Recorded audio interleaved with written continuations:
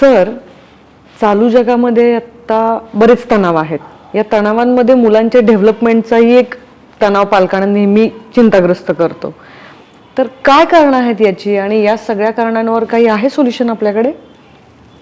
नक्कीच, हा प्रश्न तुझा छान आहे खूप. तणाव हे कारणच पहिलं खूप मोठं आहे आणि ते कुठल्याही बाबतीमध्ये होऊ शकतं. पण एक मुलांच्या बाबतीत जनरली एक पालकत्व करत असताना आजच्या पालकांचे माझ्याशी बोलतात त्यावेळी तर अगदी ठरलेले काही तणावाची कारणं आहेत. म्हणजे माझं मूल एका जागेवर बसत नाही म्हणजेच चंचलता, किंवा त्याची इतकी एनर्जी आहे की सगळं घरामध्ये इकडे तिकडे करून ठेवलेलं असतं. त्याच्यानंतर त्याचं एकाग्रता कमी पडते, कॉन्सन्ट्रेशन कमी पडतं आहे, ते ऐकत नाही आहे. किंवा हल्लीची सगळ्यांनाच माहिती झालेली गोष्ट की मोबाईलचा वापर खूप वाढलेला आहे. आणि ह्या सगळ्या कारणांचं सोल्युशन जर आपल्याला पाहिजे तर कुठेतरी त्यांच्या इनबॉर्न क्षमतेमध्येच बदल होणं गरजेचं आहे.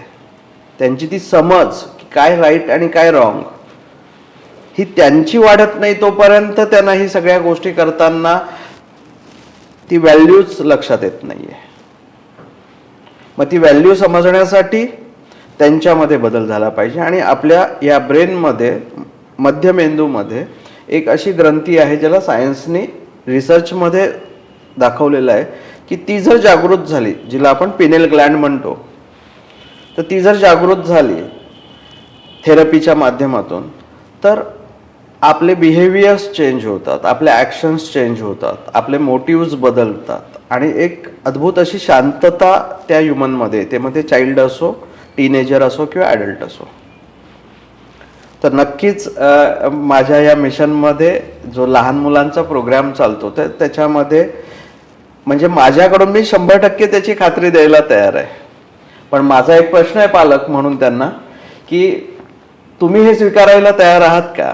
तो आत्मविश्वास माझ्या संस्थे, माझ्या सहकार्यांवर दाखवायला तयार आहात का?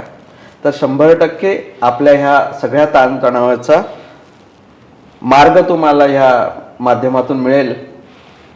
आणि नाही तर तुमच्याकडे दुसरा काही मार्ग आहे का याचा सुद्धा विचार करा.